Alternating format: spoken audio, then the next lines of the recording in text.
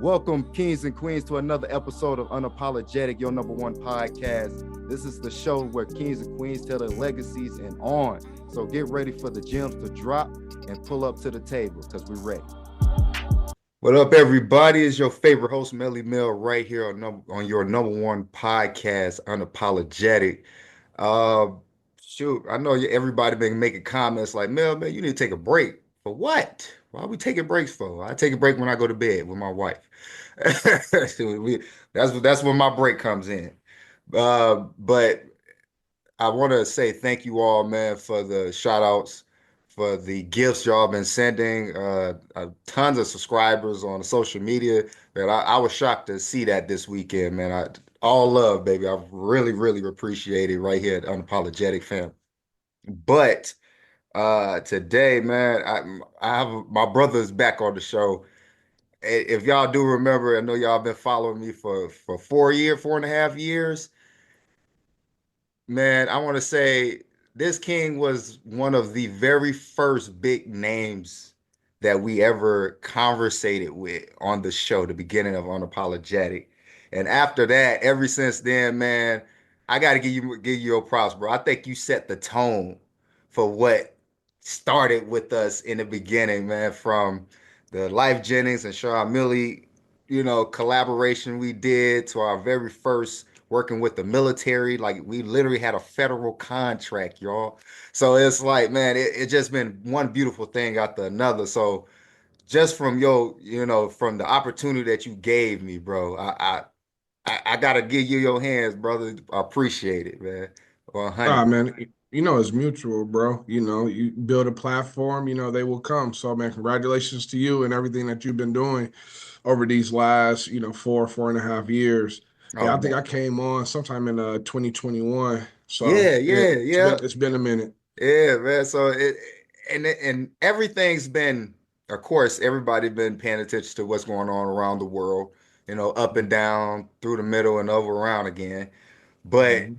with you, bro, it's almost like regardless of what's going around, what's happening, especially in the big city of Grand Rapids, beautiful city of Grand Rapids, you stay in your lane, but always leveling up to a different plateau. And that's Mhm. what I always loved about how you move, bro. It's nowhere I will ever hear Jamiel is in some BS or in a bad type of business outlook or anything of that astute. So I always followed you and always commended you for that type of mindset and energy that you bring. And then it also reflects to what you've been doing. You know what I Yeah. mean? Being the CEO and president of Grab, man. And then from your vision, from what I remember you telling me all those years ago to what is happening now, you stepped on, you really was 10 toes in that, man. So Mhm. from our last, I guess, conversation that I went back into the old video and trying to refresh, you were building you had an idea that you were acting upon with breaking in a bar, a cocktail environment, an environment that entrepreneurs like myself and you, we can come together, network, communicate, bring family, friends, and to give that not just business outlook, but a family oriented business outlook. And Mhm. so where did that really started launching for you? Yeah, so I always planned on opening a lot of different businesses and ventures. I come from a family of business owners, entrepreneurs, which is the newer term, but property owners. And so I think, like I even said, in our previous conversation, it's something that I've just always gravitated towards, from being a kid, watching my family do it until always wanting to do it. So business was always either going to be my plan A or my plan B, regardless of what Okay. was going on. So, we always chasing our childhood dreams of, fame through sports and other kind of entertainment. So, Right. regardless of whatever that is, regardless, entertainment is still a business, sports is still a business. So, business was always going to be at the forefront. And so, for me, Yeah, it was just one of those things to where it just, everything is about timing. You have to build up the necessary cash, you got to build up the necessary relationships and skill sets. So Of that's pretty course. much, what I spent a good deal of time, building up. And then, it's always connecting with, the right individuals, for partnerships. So Of course, especially and I ain't gonna say especially, es- uh, well, yeah, especially when you're in an entrepreneur world, because a mhm. lot of times we see those people who have a great ideas, um, and want to act upon them, but when you really show them like, all right, now this is what we got to accomplish to get to here. Mhm. So when they see that work, I it's like 50-50 with what I see. I see people who wants to do it like I'm ready because I'm tired of dealing with what I've been dealing with for however long. And then you have those people who I want to say are excited but somewhat afraid of failing the Mhm. business. Yeah. And so with you is you put people in your opportunists. So you create opportunities for those who have those beautiful, great business plateaus ideas, but you also guide them and teach them how to sustain it, correct? No, definitely. So that's more so the work with Grab. So Grab, which is my nonprofit organization, we're an economic development and business development entity, and our mission is to help Black businesses launch, survive, sustain, and scale. So that's the continuum and trajectory we like to see businesses go on. Right, right, Personally, with my personal businesses, and even with Grab, people think like just like life, nothing is guaranteed in life. Nothing is guaranteed in business. And so that's one of the first things I always want to make sure. So you can have a great idea. You can put right, forth all the work. I know it sounds disheartening, but you can do all these things, and for whatever reason, it still doesn't work. That doesn't necessarily mean give up. It means that thing didn't work. So I right, always like to right, say fail forward. So it's just one of those things to where business isn't easy. If it was, everybody would be in business. Everybody would be successful in business. But it is something that I believe everybody should try. I right, think that it's a lot of people out there with skill sets that are working in different companies or have ideas that are in different companies, and those ideas remain hidden and locked away behind that employer just because of the fear. It is scary being an entrepreneur. If you're not scared and you're in business, either one, it's too small, or two, it's something that's maybe not right with you. Because if you don't have a little bit of fear, right, if you have a little bit of fear when you're signing on, to a lease that's a 5-year lease, and you have to pay X amount a month for a right, month, and you see what your business is generating, and you believe it can generate more. If you're not, slightly kind of like, ooh, all right, cool, here we go. I'm right, not sure. It's one of those things. So even with the businesses that I'm involved in, we've signed, $1 million, property deals and so on and so forth, to where you're responsible. You're on the hook for that. So it is right, a gut check moment. Are you really for real or not?